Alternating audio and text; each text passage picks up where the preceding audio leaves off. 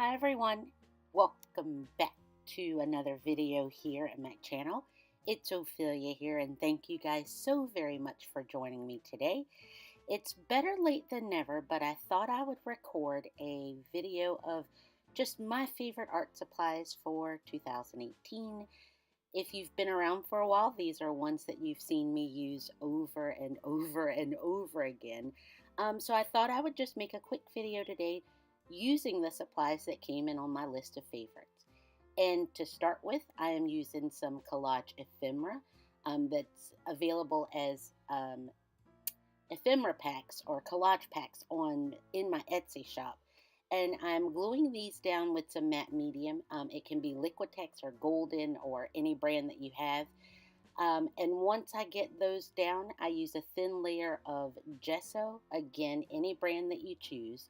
I let those dry, and then I pull out my Lucas watercolor and a spritz bottle with water. I like using this Lucas brand, even though I have so many brands of watercolor paints. But this one sits on my desk, and so I use it quite often here in the studio. And I find that I just can get all of the colors that I really need from this set. Now, keep in mind that I do have quite a few sets of watercolors. This one just happens to be sitting on my desk. And I also truly love my Daniel Smith sets and other sets that I have. But since this one is just sitting on my desk in my studio, it's the one that I usually will grab most often. And all I've done was selected a couple of colors just to kind of get the background colored where I can go ahead and continue with this page.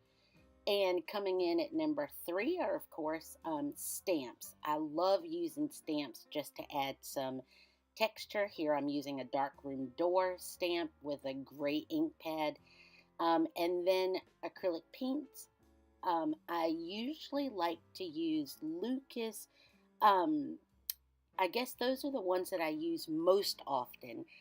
But, I do have quite a few other acrylic paints that I love.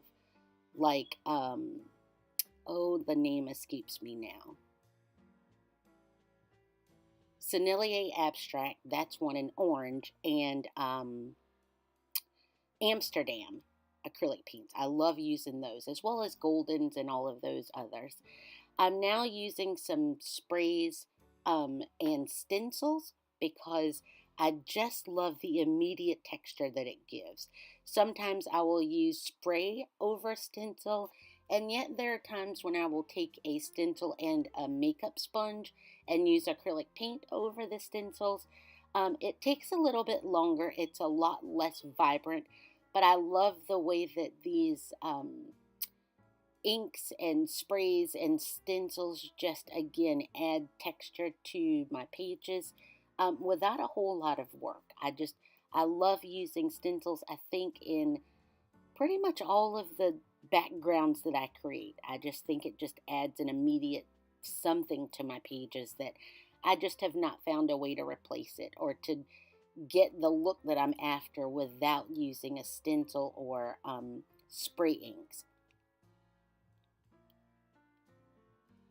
I'm again using a stencil, and this time with more spray ink, just to, again, give me some texture.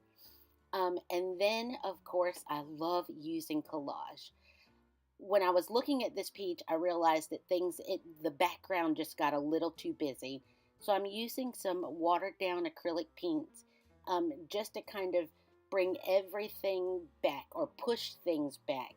And that's a lot of the times I will end up doing that just to kind of get it back to where I can keep going with it, because with a lot of spraying and such like that, it just got a little too busy. So I'm just using some more acrylic paints here, and you've got to pardon, my dog is downstairs yapping. I'm just very sorry for all the extra noise that you will hear in this video. But back to the journal page, I just like to add another layer of acrylic paints in light washes to kind of tone down the background where I've sprayed and inked and stenciled and stamped, just to kind of bring things back together.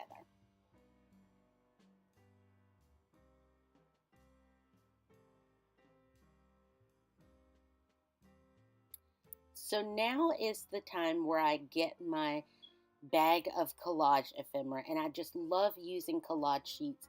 Some of my favorites are Tisha Moore, of course. Oh gosh, the name now escapes me. Robin Marie Smith is another one that I love to use. And in all honesty, I just collect and collect every piece of paper that I find. I always find that if it's paper and I can glue it down, it's fair game to go in my journals. So I've got some handmade jelly printed paper or hand painted paper and collage sheets. And I'm going to, once this is dried up, I've pulled a couple of collage sheets. I've even taken a piece of dictionary paper and just painted watercolor over it.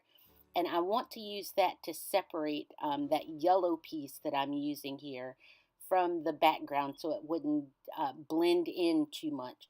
And then I'm just going to use my trusty glue stick, and I like to use a glue stick at this phase so that I don't have to wait for things to dry again, or my matte medium to dry. So I'm just using I think it's called a sticky wicket glue stick that I like to use. I just have it here on my desk. I pick it up from my local Jerry's, and no journal page would ever be complete without using my Jerry's Jumbo Jet black pencil. I like to just use this to go around the edges of things and kind of grunge things up or separate them a little bit from the page without doing a lot of extra work. So I'm just gluing down some collage bits, auditioning them to see where exactly that I want them to go. And then I will begin my writing or my extra doodling with some acrylic paint markers, acrylic inks, some dip pens, and such like that. And I will just honestly use these final things to do my mark making or my journaling. I'll use the paint pens to either add some words of journaling or to just go around and doodle a few things. Some of my favorites, honestly, are the Amsterdam inks. I've discovered those. I like using just a black ink by FW. Lyquitex has a great ink that I enjoy using. I like using my dip pen to just kind of do some writing or change up the writing. But then I will also take the nib or the spout of the bottle of ink, and I will use that to write with as well. So it just kind of depends on what I'm after or what type of font I'm looking for, or just to change up my handwriting some. I always get very nervous when I use the dropper because then it's like there's no going back. And then I found this Tim Holtz sticker book with just some words in it that I thought would be kind of neat to fill in that space with. And then I'm going to go back to that Jerry's Jumbo Jet. And then, of course, just use the paint markers to just add a little bit more around to the page. Just to kind of finish things off, add a little bit of doodling. And I'm honestly now obsessed with, I got some fountain pens for my birthday, and I don't know if I'm more obsessed with the pens or the inks that come with them, but I've just been in love with these pens. So just watch my channel because I'll be using those a lot more. I wanted to thank you guys so much for watching, and I'll see you next time. Bye!